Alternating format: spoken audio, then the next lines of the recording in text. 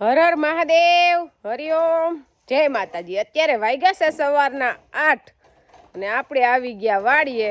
પણ આજે આપને ઠંડી દેખાણી, એટલે ઠંડી તો હજી અત્યારમાં ઠાર છે ને એમાંય હું આવી ત્યારે મને તો હજી એટલી બધી ઠંડી નથી લાગી, પણ દેવાંશીન પપ્પા કે બહુ ઠંડી છે, સ્વેટર પહેરી લેજે। પણ એ વહેલા આવ્યા હતા, સવારે આપણે કપાસ વીણવાવાળા આજે આવ્યા, એટલા દિવસ તો આજકાલ થતું, એટલે કપાસ વીણવાવાળાને સવારમાં 6 વાગ્યામાં તેડવા ગયા, પાછા નાનજી બાપાને પાણી વારવા તુવેરમાં મૂકવા આવ્યા, એટલે એ પોતે વહેલા 2 વાર આવ્યા, એટલે એને ઠંડી લાગે, એટલે કે ઠંડી તો બહુ છે, પણ મને તો કાંઈ ફેર નથી લાગતો। હજી રોજની જેમ સવાર સાંજ જ ઠાર પડે છે, હજી આખો દિવસ સ્વેટર પહેરવું પડે ને, એવી ઠંડી હોય ને ત્યારે ઠંડી કહેવાય, ત્યાં લગન હજી ઠંડી આવી કહેવાય નહીં, પણ એને તો બહુ જ ઠંડી લાગે છે। વહેલા જે આવતા હોય ને એને ઠંડી લાગે નહીં। સવારમાં તો 6 વાગ્યામાં તો હતી હો ભાઈ, ભલે અત્યારે માપની છે, પણ સવારમાં તો ઘડીક તો એમ થયું કે ના ટાઈટ છે ખરી એમ। હા, એટલે સવાર થઈને તો હવે શિયાળો છે આવે, આમ તો આખો દિવસ હજી ઠંડી આવે ને ત્યારે શિયાળો આવ્યો કહેવાય, કે આખો દિવસ સ્વેટર પહેરવું જ પડે એવો પવન હોય, હજી એવો પવન ને હજી એવું કંઈ નથી। અને આપણે તો શિયાળો હોય ને એટલે વાડી આવવામાં હાવ નિરાંત રાખવાની હોય, સવારે ઉઠવામાં જ નિરાંત હોય। હવે કાંઈ એટલું બધું આપણે કામ નથી, અને ગાય હવે આપણે એક જ દોવાની હોય, 2 ગાયું નથી દોવા દેતી, નકર વહેલું આવવાનું હોય। આપણે જો કાંઈ ઉપાધિ હોય ખેતરમાં આવીને તો કપાસની, આમાં મારે ને દેવાંશીન પપ્પાને મીઠો ઝઘડો કપાસ હાટું થતો। કારણ કે રોજ વાડી આવી પેલા મારું એ કામ કે આપણે ખેતી કરી અને આપણે માણસો હાથમાં કપાસ દીધેલો ને કેમ આપણો કપાસ હજી વીણાયો નથી, હાલ એટલે આખો દિવસમાં દેવાંશીન પપ્પા હારે આપણે એ ચર્ચા તો થતી જ હોય 1-2 વાર, કે તમે હવે કપાસનું કંઈક કરો, કપાસનું કંઈક કરો। આમાં કોમેન્ટ આવતી હતી, એ તો અમને ખબર જ હોય કે એ લોકોને સારું કહેવાય આપણી ઉપાધિ કરે, તમે કપાસ હાસવી લ્યો, પણ અમને તો જાજી ઉપાધિ હતી, રોજ આવીને જીવ બળતો હતો। પણ આપને એવું હતું કે જે માણસોને દીધેલ હતો એ માણસો 5 દિન 2 દિન 5 દિન કરીને આજે આપણે 15 દી કાઢી નાખ્યા। આપણે તો આવ્યા છે તો એ જ માણસો, એટલે આપને એમ થાય કે દીધો છે તો હવે 2-5 દી કે 10 દી આગા પાછું થાય તો વાંધો નહીં, પણ થોડુંક વધારે મોડું કરી દીધું, પણ તેમ છતાં જ આવી ગયા એટલે કંઈ વાંધો નહીં। નકર આપણે હવે આપણી ધીરજ ખઈપી હતી, અને આ ન આવ્યા તો બીજા માણસોની સગવડ કરી જ રાખી હતી, હવે કીધું હવે આની રાહ નથી જોવી, હવે બીજા માણસોને દઈ દેવો છે, પણ તેમ છતાં જ આવી ગયા છે, એટલે હવે વાંધો નહીં આવે, 2-5 દીમાં વીણાઈ જાય। ધીમો ધીમો ચાલુ થયો છે, ચાલુ થયો તો ખૂટશે, નકર ચાલુ જ ન કરે તો આપને ખબર કે હજી કેદી આવશે। આપણે પહેલી વીણી ગણી તોય ભલે, બીજી વીણી ગણી તોય ભલે, આમ તો ઉહેડો જ થતો જાય છે। હવે આપણે કપાસમાં કાંઈ બહુ રહેતું નથી, અને આપણે મેન વસ્તુ શું છે કે આપણે કપાસમાં કાંઈ ઈર આવી નથી, એટલે ઈર ન થયું ને એટલે કપાસ એકદમ ચોખ્ખો છે, કાંઈ ઘટે ને એવો, કારણ કે નકર એક છોડવામાં 2-3 ઝીંડવા તો હળેલા હોય, પણ આપણે કાંઈ હાવ હળેલા નથી, એટલે ઉકલ છે ખરો એમ। ઈરનું પ્રમાણ ઓછું થઈ ગયું કે નહીં કપાસમાં? નહીં, અમુક આપણે આજે છે ને 5 બીટી છે, અમુક ડબલ બીટી વવાણા, એમાં હજી ઈરનો પ્રશ્ન છે ઘણી ઠેકાણે, ગામમાં રાઈટ તો છે, હાવ નથી એવું નથી, પણ ગઈ સાલ તો આપણે ડબલ બીટીમાં નહોતા આવ્યો, ના સાલ આમાં નથી આવી। હા, એટલે હવે આપણે કપાસ વીણા છે ને, કેટલા વીઘાનો છે આપણે કપાસ? 10 વીઘાનો। 10 વીઘાનો કપાસ છે, એટલે આ વીણા છે ને એટલે ખબર પડી જાય કેટલો ઉતારો દે ઈ। પછી પાછળ વીણીમાં કઈ બહુ છે ને, એટલે એની કઈ વાત જોવાની નથી કે પછી તો ઉહેડામાં જ કઈ નીકળે નહીં, બધોયથી 10 મણ નીકળે તો એવું છે, એટલે આમાં જ ખબર પડી જાય કે આપણે કેવો ઉતારો આવે એમ। ત્યાં તો આપણે પાન હાવ ખરી ગયા અને ચોખ્ખો થઈ ગયો, પર હાથ્યું થઈ ગઈ છે, 2-3 ઝીંડવા, એટલે છોડવાડી છે ને 5-6 ઝીંડવા રહે, બાકી કઈ હવે એમાં છે નહીં, લાગે ઝીંડવા પાકી ગયા, એક પછાટે અને એક આગળ 2 ઠેકાણે થોડાક વધારે ઝીંડવા રહે, બાકી બધું સાફ હાવ પૂરું ઉહેડો। એટલે આવું કરાય નહીં, આ ઉહેડા જેવું આમાં 2 વીણી કરવી પડે, આ બહુ મોડું થઈ ગયું છે, પણ હવે આવતે વર્ષેથી આપણે શીખ પડી કે આ ધંધો કરાય નહીં, આપણે વીણવા આવે એમ હોય તો જ દેવાય। 2-3 ટુકડીનો તેને પપ્પાને ફોન આવ્યો હતો, તમારી વાડીએ ઉતારી, પણ આપણો કપાસ દઈ દીધો હોય ને આપણે ઉતારીને શું કરવા? પણ મેન વસ્તુ તો આપણે એટલા વર્ષથી કપાસ વાવી છે ને, આ પહેલા વર્ષે આવું થયું, પહેલી વખતે જ આવું થયું, નકર આપણો કપાસ કોઈ દી છે ને વીણા વિનાનું આપણે માણસો વાકે કોઈ દી મોડું નથી થયું, આ પેલો રેકોર્ડ છે 15 વર્ષમાં આપણો. 15 વર્ષ ત્યાં હું આવી ઈ પેલા ઈ હાચો 15 વર્ષમાં જો ઈ પેલા તો ઓલો બધા એન પપ્પા ને બા ને આઈ છે કપા વીણતા ઘરે આઈ છે વીણ લેતા. 3-4 વર્ષ તો ઈ વીણ લેતા આપણે નથી વીણ્યો. હું આવ્યા પછી તો ઉતરો જ દઈશ કારણ કે હું આવ્યા પછી તો અમે રાબેતા મુજબ ખેતી કરવા માંડ્યા હતા. પેલા તો થોડુંક ઘરે વાવતા ને થોડુંક ભાગ્યું દેતા ને એટલે હાવ વાવ આમ દઈ દેતા. કેમ હાઈખે દઈ દેતા ને? ના ના ભાગમાં દેતા, અડધું અડધા વાવતા, ભાગમાં દઈ દેતા એમ. પાછા 7-8 વીઘા વાવતા ને બીજું દઈ હા દેતા. બીજું દઈ દેતા. એટલો કારણ કે એટલો બધો ખર્ચો કરવાના પૈસા ન હોય એટલે ફરજિયાત ભાગ્યું દેવું પડતું હતું. હા. એટલે હવે તો ઈ કઈ ઉપાધિ હોય નહીં એટલે પછી બુધરો દેવો પડે. હા તો કપાસ વાવ્યો હોય એટલે અહીંયા હોય 5 વીઘાનું વાવ્યું હા હોય 5 ઘરે. વીઘા વાવ્યું હોય ને એટલે બે મા દીકરો એકબીજાને કુટુંબ ના આયરે ધાલું કરીને ચાલુ કરતા હતા અહીંયા. એટલે તમે કેટલો કપાસ અહીં વીણી લેતા હું કપા હે ને 4-5 મણ લગી વીણી લેતા. અને અત્યારે? હજી વીણી લી. હજી વીણી તો લી. હાલો આ ટ્રાય કરો છો. એક આખો દી વર્ગી ને એટલે 4-5 મણ કપા ઉતરી જાય. મને તો નથી ખબર હું કેટલો વીણી શકું. મેં કોઈ દી આવી રીતના આખો દિવસ કપાસ વીણ્યો જ નથી ને આપણાથી જાજો વીણાય નહીં. મને એટલો બધો કપાસ વીણવો ન ઉકલે મને ખબર છે. ઉકલે જ. કાપો બાંધીને વીણી ને એટલે ઉકલે, અને ઠેલિયું રાખીને તો ઓછો ઉકલે, એટલો બધો નહીં. આ લોકો તો જે વીણવા આવે ને અમારા એરિયામાં ભાવનગરી સાઈડ ને આવે ઈ તો સવારમાં 6 વાગ્યામાં તો વીણવા માંડે એટલે એ લોકોને તો કપાસ વીણાવાનો છે ને આવો કપાસ હોય એટલે 5-5 મણ વીણ લેતા હોય એટલે ઉકલે. મેન વસ્તુ સમય દેવાની છે હા. કે સવારે 6 વાગ્યે વર્ગી જાય અને સાંજે 6 વાગ્યા લગી હુજે નહીં ત્યાં લગી વીણે એટલે 1.5 કલાક સવારે ને 1.5 કલાક બપોર પછી, અને બપોર વૈસારી ખાવામાં સમય ન બગાડે એટલે લગભગ એને આખો દીમાં 3-4 કલાકનું કામ વધી જાય. કામ એટલું 4 કલાક વધી જાય એટલે પરબરું 2 મણનો વીણમાં ફેર પડવાનો જ છે. હા એટલે 5 મણ કપાસ વીણી લે ને 200 રૂપિયાનો મણ એટલે 1000 રૂપિયાનું રોજ થાય. ના ના સારી મહેનત કરે. હા એ તો મહેનત પ્રમાણે પૈસા મળે. એમને ક્યાંય અત્યારે હુતા બેઠા તો ક્યાંય છે જ નહીં. મહેનત તો કરવી. આપણે કાલે તુવેરમાં દવા છાંટતા હતા એટલે એક કોકની કોમેન્ટ આવી કે તમે બહુ દવા છાંટો છો, નકરી દવાનું જ લીધે કરો છો. એટલે દેવાંશીન પપ્પા કહે કે કેટલી દવા જોઈને કેટલી છાંટવાની હોય અને અમે કેટલી ઓછી છાંટી છીએ એમ.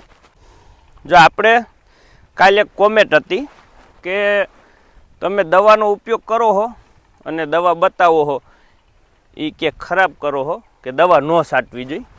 પણ હવે દવા છાંટવા આપણે રાજી નથી, પણ દવા છાંટવા મજબૂર છે. કારણ કે આજે જે આપણે મરચી હોય કે તુવેર કે કપાસ કે ચણા જે કાંઈ હોય તે એમાં દવાનું બંધાણ થઈ ગયું છે. જો દવા ન છાંટીને તો નો ચણા થાય કે નો મરચી થાય કે નો તુવેર થાય. હવે આપણે કાલે તુવેરમાં દવા છાંટતા હતા. જો તુવેરમાં ઈરુની દવા ન છાંટી તો આપણે ઈરું આવી જાય એટલે એમાં તુવેર હાવ ફેલ થઈ જાય. એક દાણો હાજો ન રહે, હાવ ફેલ. તો હવે જો દવા ન છાંટી તો 10 વીઘાની તુવેર વાવી છે એમાં આપણે ઓછામાં ઓછો 25,000 થી 30,000નો ખર્ચો કર્યો હોય એ ખર્ચાના ન થાય. હવે ભાઈ આપણે જે હોય આપણે કંઈ એનો વિરોધ નથી કરતા, પણ જો દવા ન છાંટીને તો 30,000 જાય અને કાંઈ વધે જ નહીં. આખું વરસ પાછું કાઢવું કેમ ઈ નક્કી કરવું પડે. એટલે ખેડૂને ઓર્ગેનિક તરફ વળવું છે. દવાવાળું ખવડાવવું નથી ને ખાવું નથી. પણ મેન પ્રશ્ન એ છે કે ખેડૂત એટલો સક્ષમ નથી કે એ પરબારો ઓર્ગેનિક તરફ વળે. ઓર્ગેનિક ખેતી કરે કોણ કે જેની પાસે આર્થિક સમૃદ્ધિ છે અને બીજેથી એને આવક છે. એટલે હમા કદાચ 2 લાખ ઘટે ને તો ખેતીમાં નાખી હવે હકે ને એવી સ્થિતિવાળા હોય ને જે ઉદ્યોગપતિ, એ ઓર્ગેનિક ખેતી તરફ વળવાનો પ્રયાસ કરે તો એને સક્સેસ જાય. કારણ કે તમે 3 વર્ષ લગી દવા ન છાંટો ને ત્યાં તો એ તમારી ઝેરમુક્ત ખેતી થાય. એટલે આપણે એનો વિરોધ નથી કરતા, આપણે ઝેરમુક્ત ખેતી કરશું એવું આપણું સપનું છે. પણ અત્યારે એવા સંજોગ નથી કરી શકી. કારણ કે જો પરબાર દવા મૂકી દે તો હાવ ઉત્પાદન બંધ, આવક બંધ, રોટલા ખાવા ક્યાંથી એ બંધ. એટલે હવે રોટલા ખાવા હાટું ફરજિયાત છે. અને દવા નુકસાન કરે છે એ 100% છે. આપને નુકસાન કરે, સામેવાળાને નુકસાન કરે.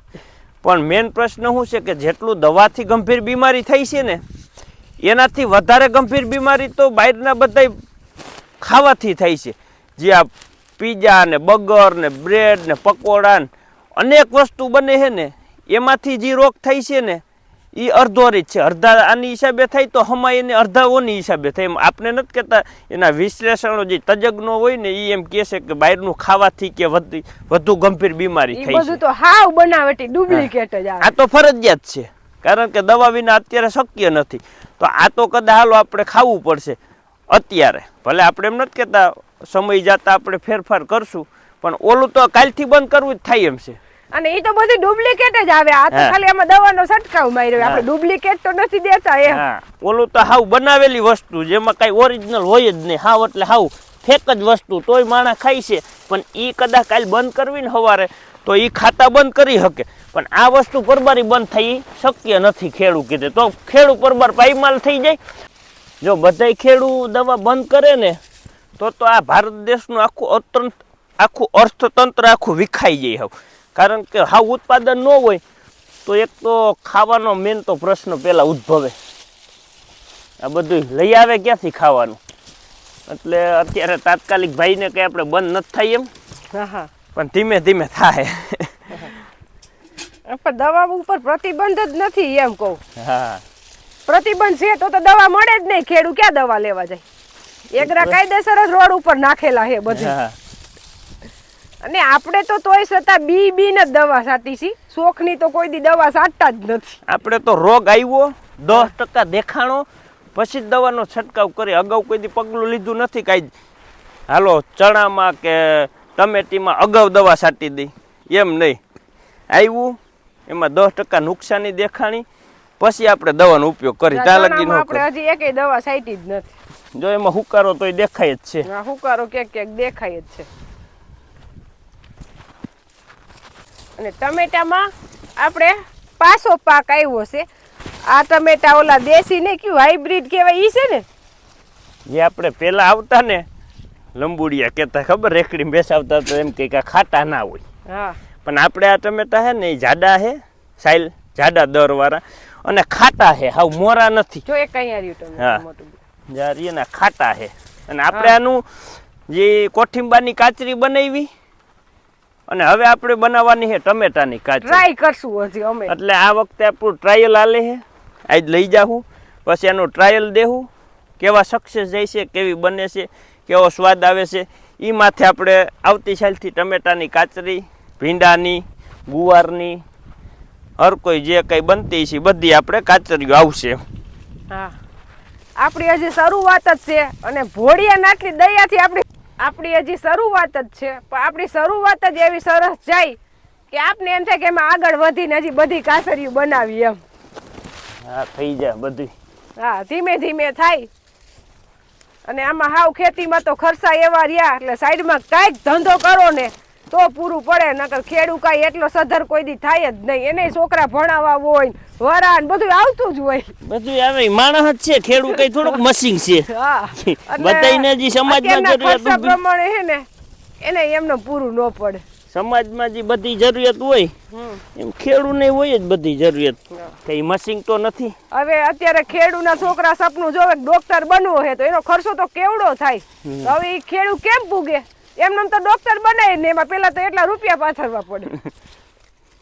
અત્યારે ટાઈમ થયો છે રોંઢાના 3:30 ને હું ને દેવાંશી પપ્પા આવી ગયા છે તુવેરમાં ઉરિયા નાખું છે. જો દેવાંશી પપ્પા ઉરિયાની ઠેલી તોડે છે.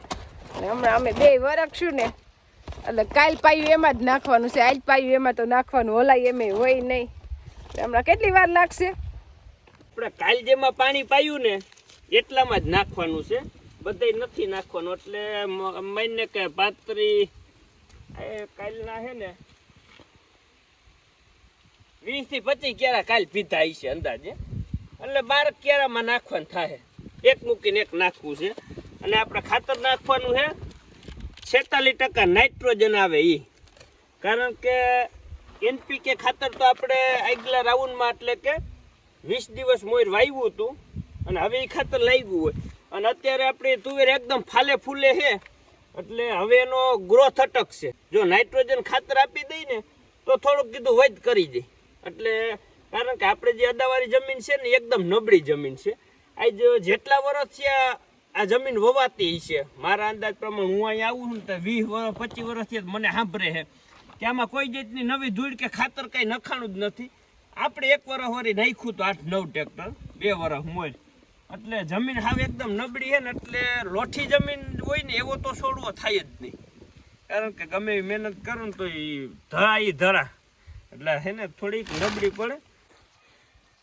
જો આપણી તુવેર અત્યારે જે પી ગયેલી છે એમાં હવે કીધું નાખી જ દઈ એટલે પછી ઉપાદી નહીં. કાલ વળી પાછો ધક્કો કીધું થોડુંક વધારે પગલાં થાય. હવે બીજું આમાં ક્યાં આપણે કાંઈ હાથી હાકવું છે.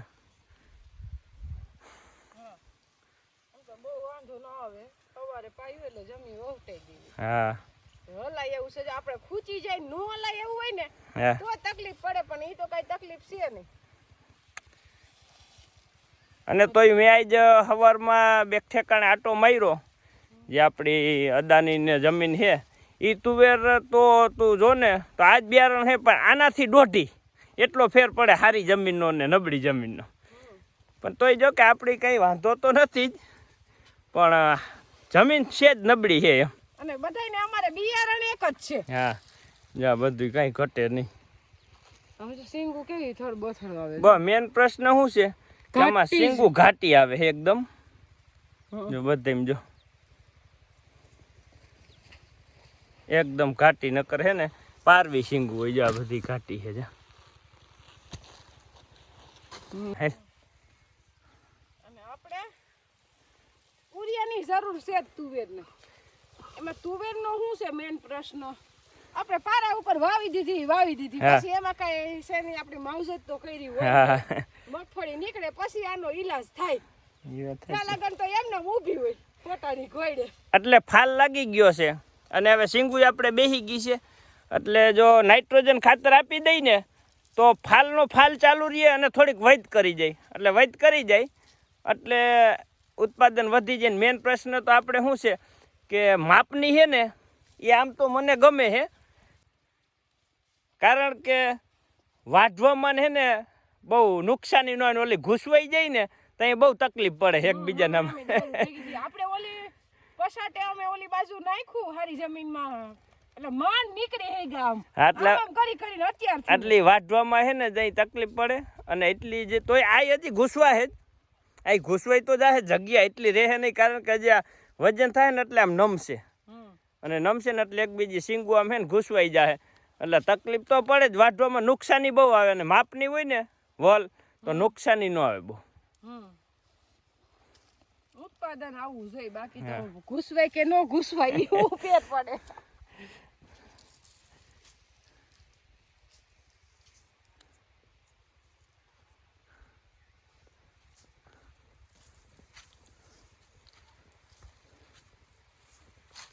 ભજીયા બનાવવા માટે લોટ થઈ ગયો તૈયાર અને હવે આપણે ભજીયા બનાવવા માંડીને. અત્યારે શિયાળામાં તો ભજીયાનો ફૂલ મસાલા વાળા હોય કારણ કે ધાણા ભાજી મેથી સરસ એકદમ તાજા હોય ને એટલે ભજીયા બનાવવા જ ગમે આપણે. એમ ખાવા તો ગમે પણ બનાવવાય ગમે.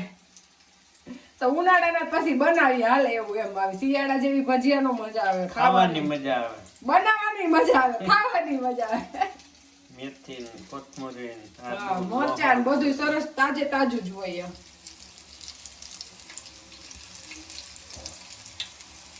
ચાલો તૈયાર થઈ ગઈ એટલે દઈ દો મંડી.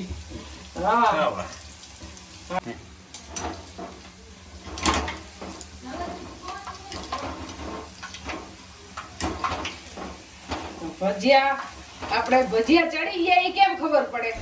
આજે તો કાચા જ છે પણ આપણે જારો આમ કરીને એમાં ખખડવા માંડે ને આમ બોદો અવાજ ન આવો છે એટલે ભજીયું ચડી ગયું એમ. એટલે તૈયાર થઈ ગઈ. હા એટલે કાચું રે જ નહીં એમ.